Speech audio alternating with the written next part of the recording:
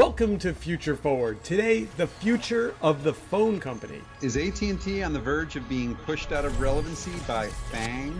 Or is it just a great big phone company that wants to get even bigger? Well, it kind of depends on who you believe. Then, more moves in the OTT, or over-the-top, world. And for a trip to the future, we'll travel to the Tribeca Film Festival virtual arcade. I'm Stephen Rosenbaum. And I'm Gene DeRose, ready to launch Future Forward. Launching away. Hey, Gene. Hey, how you doing, Steve? You know, it's going to be a busy show. We got a lot to cover. Let's just dive right into this AT&T thing. Do you have any, first of all, do you have a strong feeling about the case?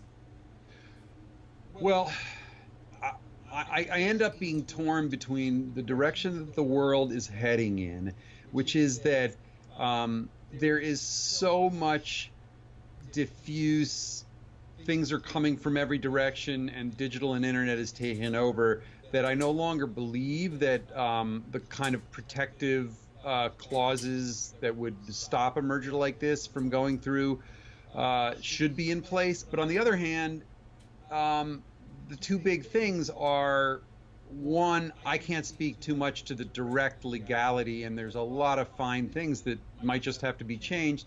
And second, what I really worry about with television and bandwidth and pricing is that even if they're only captive in this small part while OTT is taking over, lower income consumers are going to get left out in the cold by captive pricing that they can't do anything about.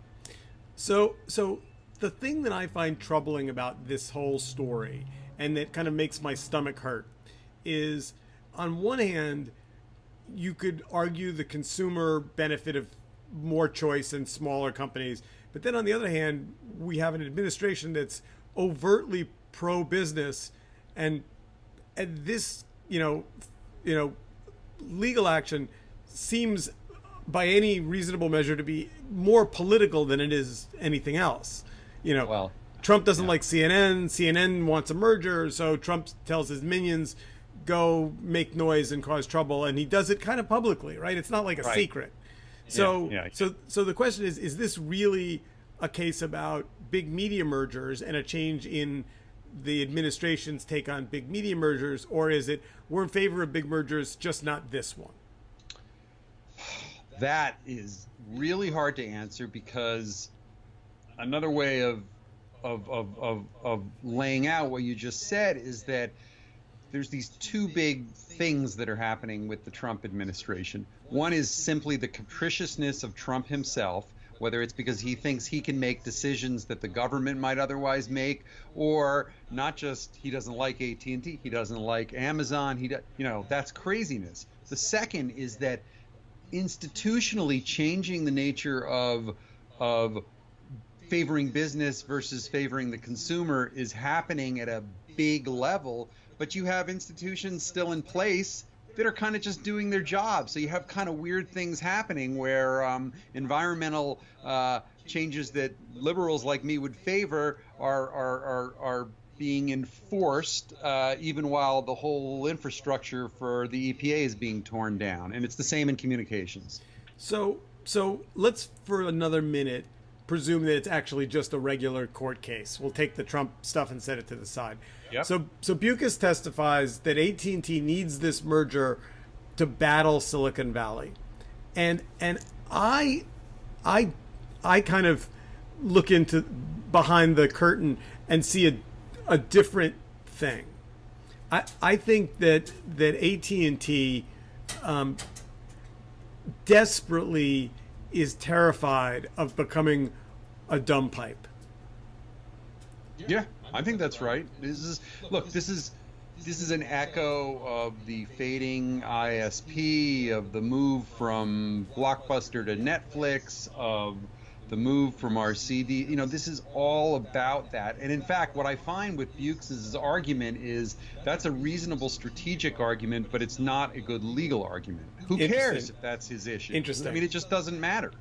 And I guess, I find it interesting that I'm an AT&T customer, and the number of different ways that they try and push me to be on Wi-Fi and off of their network. I'm like, really? So what you're telling me is all this bandwidth that you want me to consume and all these videos you want me to watch, I'd be much happier if I was on my local Wi-Fi connected, by the way, not to AT&T. Yeah, and by the way, let me just make sure. You mean their cellular data, not their Wi-Fi? Or both? No, they want me off their cellular data and on my Wi-Fi. Oh, okay, I see. Which I don't pay them for. Ah, that's right. Now that makes sense. Yeah, I think this is a big issue, and you have strange bedfellows of strategic blocks of motivation that are coexisting here, right? So you've got that issue, which is this kind of legacy evolving telecom and communications issue. You've got the must carry and the fees and the leverage that's turning the world into no longer being a mass market, because there's no longer the ability to make sure you get everything. And so it's a very, very difficult. People that love sports are in such a bind because the TV world kind of still controls that, but once you do over the top of one sort or another, very little gives you a package of everything. So let's play this out. And I'm going to put both of us on the spot a little bit. Yeah, we deserve it. Prediction time. Yep. We're in a time machine. We go forward 12 months. AT&T and Time Warner are merged, or they're not? I think they're merged. I think that the parallel of Verizon and AOL and Yahoo and all that stuff, like that side is consolidating for the fight, and at the same time introducing their streaming services. Maybe there might be a few more haircuts or adjustments that are forced on them, but they'll take whatever they need to do in order to make that merger happen. So I'm going to say no. Yep. And not for legal reasons. I'm obviously not a lawyer. I just play one on a podcast occasionally. I'm going to say no because in Steve fantasy world, if AT&T and Time Warner doesn't go through, then you get a real argument about Sinclair and Tribune. Oh, that's a good point. Yeah, well, look, I guess I'm with you on the wishful side of it, which is I really believe, I don't want to understate the degree to which the bandwidth and pricing is just going to continue a bad trend towards the have-nots being far enough removed from technology that they are going to be farther from the opportunities of technology. All right, so moving on, we're going to get to some more OTT stuff, but before we do that, I positioned second in the rundown for today just to chew on Time Warner for a minute, but now I want to get to loving and hating, because you said you were in a hating mood earlier. Yeah, although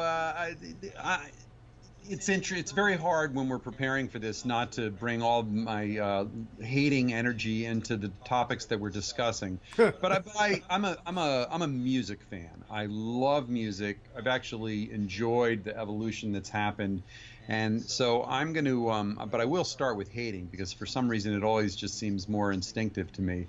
I hate Apple Music. It drives me insane.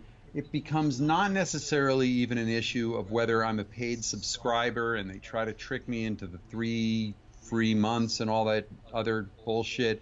But if you're in the iOS world, you're kind of forced to confront it. The default is that they turn on whatever they can find in your library immediately. But more than anything, I spent an incredible amount of time buying digital music for many years before there were options like Spotify and Pandora. And more importantly, I spent about 6 months burning something approaching 2,000 CDs in using, the Apple tools and storing them in all those Apple libraries. And today, if you open up your iPhone or your iPad, you do not get easy access to that stuff.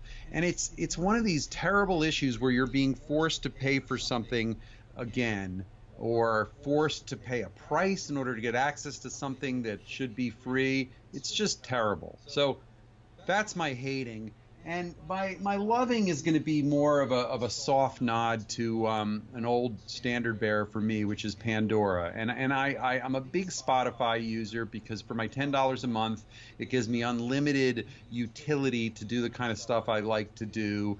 But I love Pandora in the mix because it still works as a discovery tool. And there are times when I can just turn it on once I've got it tuned to the right kind of thing, and it works really well. And they added a little trick a few years ago that I also love, which is they download and let you access, when you do not have bandwidth, something approaching 2 channels worth of music, something like 100 songs, which is a really neat, gosh, I'm thankful for that kind of feature, because it's one of the rare things these days that seems to care about, the user.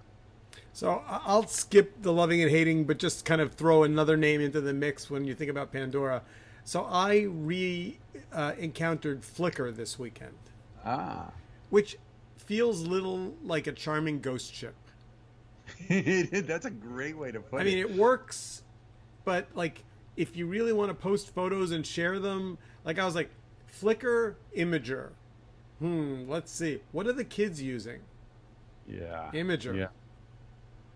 Yeah. Anyway, and by the way, Flickr is no longer a presence in anything remotely approaching a community, but many of us still have hundreds of photos still in there. So it's just kind of like a storage and usage utility. And I actually find it a place where I go try to get rights cleared or partially cleared images for certain uses. But that's a very odd thing that doesn't have anything to do with original intent or Marissa Meyer's intent in acquiring it or using it. Katerina Fake's intent in building it, or Stuart's intent. That. That's many decades ago, ghost ships ago. All right, so now let's get to OTT because there's a lot to cover. There's 3 kind of big headlines in our OTT chapter. The first one of which is Chedder. Are you a Chedderer? Is that a word? I'm an okay fan of theirs. I'm a big fan of the sort of second tier of reasonable quality, innovative, hustling programming entities in video. And so, they've carved something out that's really unique, and we're in an era where content is appreciated. And so, I don't think they're anything spectacular, but we'll have to see. In some ways, the balance between, is this the story of the Cheddars of the world, or of what YouTube and Verizon and AT&T and Disney and Time Warner and all these guys are introducing streaming services. And Cheddar is broadening. They're doing more. They're less about finance and more about lifestyle. And now they're announcing they did a YouTube deal, and behind the YouTube deal, they're going to do a Hulu deal. So, I mean, they really are like basic cable 2.0. Yeah, I think there's 2 things that define this sort of upper middle tier, which is to say the space between A&E, HBO, and NBC on the one hand, and 10 million YouTube channels on the other hand. One is the ability to bring a modicum of just a little bit of quality to what they do. And then the second, I think, is I would call diversified distribution and chunking of content, which I think what's great about a lot of these guys is when they do a really good job at making sure there's 15-second bursts of teasers or actual content that can go on Instagram and other places, and they know how to use chyrons and lots of text to compensate for the fact that many times we got the sound turned down when we're on Facebook and things like that, and the distributed kinds of presence. And if they've cracked the code on that, it makes them more compelling, even though at the end of the day, they want to be a place you go to as a destination. So there were 2 telco OTT stories that we pulled. One was this surprising one from the witness stand. AT&T chief details a new $15 a month streaming service. And everyone kind of was like, that's the weirdest product launch in history. It's a legal ploy or I don't even know what. It's just it doesn't. I mean, $15 is a good price point. That made me happy. Well, you know, part of what's happening that I think Verizon and AT&T and a few others are trying to bide time on is that they're still caught in legacy carriage deals with content providers, what we used to call cable channels, and I think that they're precluded from, at the very least, an elegant and at most a cost to them prohibitive way of transitioning and making their stuff available in OTT services as well, and that has to be untangled and redone. So look, if they have the relationships in place to be able to rebuild those as OTT services, then that's great. I'm skeptical that it's going to mean anything approaching either what they have already or what someone like Netflix has. So do you think that somebody at AT&T like tapped Randall on the shoulder and said, look, we can call it Watch, but you do know that Facebook has a whole new product called Watch that's already launched, right? Or do they just not care? I think, well, my guess is it happened so quickly and so opportunistically that nobody bothered looking anything like that up. Although I guess the footnote is that with very generic words, you can sometimes get away with things and just force coexistence. Or he could just say, no, I meant watch like as in wristwatch. Well, that's what I was just going to say is I don't really think it's such a great name anyway, even if you were the only one that was able to own it because of that. So I think, they're going to be better off inventing something or having to suck it up and call it ATT TV or something like that. What about Oath? They could call it Oath. Oh, sorry. That's mean. I take funny. That back. Yeah, exactly. All right. So, but then the other one, which was in some ways the most interesting and got lost in the CES noise, I don't even know how we didn't see it, was that Verizon has kind of like, what comes after double down? Triple down? Can you triple down on something? Lockdown. I don't know. Their whole content strategy on OTT, which I thought, I literally read it and then I was like, wait, I must have read this somewhere. I was like, no, it got, and this is the whole, don't be a dumb pipe, own content strategy. Well, here's what I would say about, the already and soon to be more so, warring entity against AT&T, which is that, because of the AOL and Yahoo, because of some of the legacies with some of these companies, the bend towards being digital and open has to do about being able to make money off of advertising and and having a model and an ad network in place in a very, very deep, broad way. Most of us stopped caring about or hearing of AOL more than a decade ago, but up until yesterday, they still carry a very powerful and profitable ad network. And the question is, does that extremely low quality remnant-based jalopy, mesh with video programming that has any kind of quality? Now, I'm not saying that their intent is to put those two together, but I think that's where their assets and expertise lie, and that's why they're a little different maybe than someone like an AT&T. So in super exciting but incredibly trivial, Steve, personal news, about once every 6 months I have a really bad experience with my internet access, which used to be called Roadrunner and is now called Spectrum, but is still terrible. And every time I have this bad experience, I go online and I type into Verizon, when am I getting Fios? And I get on the phone with some sales rep from somewhere who doesn't have an American accent, and they look at my zip code and say, oh, it's coming soon, but we have no idea when, but we'll put your name in a database and we'll email you as soon as it's coming. And that's probably happened now for 2.5 years. Well, the history for those of us that have lived in or near Manhattan is that it's one of the most protracted deserts for that kind of thing, because it's just long been the completely owned and monopolized by Time Warner.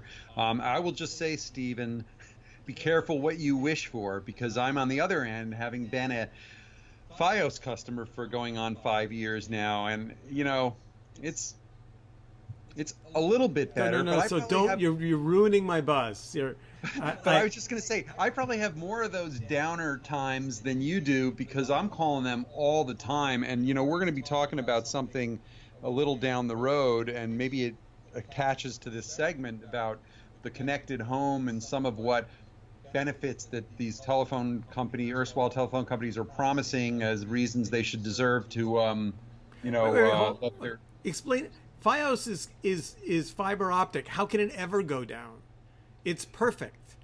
It's just a terrible, and why I was mentioning the connected home is it's about the failure to elegantly enable our devices to connect. And we're not even talking about doorbells and thermostats yet. We're talking about the television and my need in a house any bigger than 1,000 square feet to have more than one access point, and the fact that those guys systematically use 2-year-old kind of router technology because it's a cheaper, least common denominator business for them, and the fact that they still have copper wire level customer service people. It is just unbelievable. The responsibility that should be put on them as part of something like becoming the 2 biggest Goliaths in the entire world is that they should have a level of customer service that's better. And I don't want these people in my homes, but this is an issue that's going to explode as a disaster in homes over the next I'm going to be your test tube for this, because I got an email from my building 2 days ago, not from Verizon, who still hasn't reached out to me, even though I've raised my hand saying I'm a customer 10 times, but from the building saying we are beginning the process of wiring Fios into the building, and it will take an indeterminate amount of time, 3 to 6 months. But I am going to be a Fios customer, and I'm sure I will kick and scream all the way to. I can always scramble back to Spectrum, right? Well, I do think one thing is that in urban situations, there's a little more. They're bypassing the copper network almost entirely, going right into very regimented kinds of buildings up to a point. I know Manhattan isn't exactly that, versus the issues around residential homes and the line from the telephone pole to the curb and the wiring legacy in any house over 20 years old. It's a nightmare. It really is. And I think you and I have talked about this before. What is really needed for a podcast is not necessarily another one like ours, although I love it, is an equivalent of the old car talk that is a kind of a tech thing. Because, boy, I'm telling you. Home tech. We could be a kind of a frickin' frack like those guys were. I've always said that, 2 bald guys could be the alternative name of this show. So let us frickin' frack to Verizon, or not to Verizon, to Tribeca. Yes. So this is the 3rd or 4th year of the Tribeca VR. I think it's the 4th year of the virtual arcade, which is part of there are a couple different Tribeca VR strands. And so I went yesterday to the opening day of the virtual arcade and saw less than I wanted, but the things I did see were mostly pretty interesting. So it's this long corridor of VR experiences. One of the things that they've done well, and I'll show some pictures of this, they are doing more kind of mix of VR headset and physical installations, which I'm glad to see. Because at the end of the day, a whole lot of people wearing headgear is just not that interesting to look at, right? It's not That's that, right. They did one augmented reality experience, which was a storage locker, and as you walk through, holding up a AR screen, it layered media experiences on top of it. It was pretty good. Although I had a little PTSD because their storage locker looked strangely like my storage locker. Yeah. And I'm like, oh, boxes. Oh, that's interesting. And I wasn't the only person who said that. Lots of footage. Right. In no particular order, I did not see, but I talked to the creator behind War Games VR, which he explained to me has both a 2D and a 3D experience. The 2D experience is a television series, a reboot of the War Games Matthew Broderick movie. Yep. And the 3D is an experiential version of that. And I said to him, "How long are the VR experiences?" And he said half an hour. And I said, "Can I get like a taste?" And basically the answer was not really. You kind of have to go in for the whole thing. So I didn't have a half an hour to commit to. The thing about VR, particularly big VR experiences, is like there's no review, there's no trailer. It's very hard to know in advance of putting the headgear on what you're getting into. And I don't know, maybe it's just me, but I always feel a little bad about taking it off before it's over. Like I'm disappointing it would be like the equivalent of walking out of a movie, Yeah. No, it makes sense to me, and I find these things to be problematic because of those kinds of. Was there a lot of people there? Could anyone just walk in? No, this was actually the press preview, and it was jammed full of people. Well, because look, the press, and especially the tech press, and even if it was movie people, or you've got movie people who want to see what's next. You've got wonky press who are going to, whether they're writing about it or not, have a little wonky interest in it. But it's a hard thing to translate. He said that there's a 2D and a 3D. Great, so you can show some videos and give people a sense of it. But boy, other than someone like you being an eloquent describer of it, it's really hard to really showcase it unless you're actually there. And I have this feeling about VR and augmented reality that reminds me of the internet, because nobody ever thought that the video was going to be delivered over the internet until it just became very obvious. And I think the video game world and a few other kind of more linear progression is gonna rule the day more than getting all this.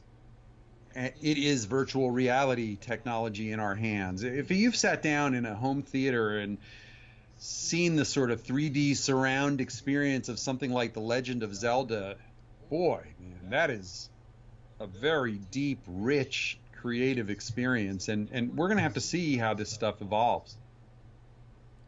I saw something that was surprising. I saw something called Into the Now, and they had these great big red chairs, and the chairs moved up, down, sideways, backwards. They tipped. I mean, it wasn't like a ride. It wasn't like an amusement park ride. That sounds good. But it was a 360 video documentary about being underwater and about sharks. And my first reaction was, why do the chairs need to move? Why, if I can turn my head on a swivel chair, why do I need the other, But it turns out that your internal gyroscope reacts rather subtly to physical movement in a way I guess I didn't fully understand. And in a good way, not a nauseous way? No, in a really good way. That's cool. Yeah. So I like that a lot. And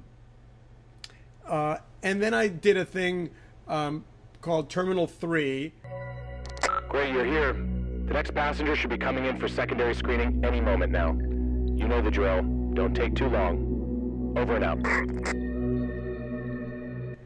In which someone was going through a customs interview. I've read about this, yeah. And you were the customs agent. Right. And it was Microsoft HoloLens. Right. And I don't want to give away the ending because it's a surprise. It was really interesting for the first 6 minutes, and then it started to get a little bit like, okay, I'm ready to go now. And it wasn't clear how I could, I wasn't sure whether I just stopped, whether I got up and walked out. But I ended up stopping. And I find both of those encouraging. I mean, that sounds like, And do you see both of these as kind of is it like the equivalent of a test car that might show up in the real world 5 years from now, or is it something that has the ability to be out in the market in some way, shape, or form soon? I could imagine a theater full of these red chairs. Right. Yes. Well, yeah, maybe this is going to intersect a lot of the escape room kind of stuff. Goes from home theater to put on a play kind of thing to being very tech enabled, and that sounds kind of cool. So I guess my advice to our listeners and viewers is, if you can make it to the Tribeca Festival, I think the tickets to experience the entire virtual arcade are like $40. I'm making that up. I think it's $30 or $40.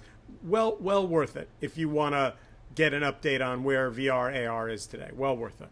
Yeah, that sounds really interesting. I'm not sure why they're charging. I guess they have to figure out a way to make it a revenue producer in and of itself. I would have thought a big sponsor should get a lot of people hooked on the stuff. There was a big AT&T sponsorship as well.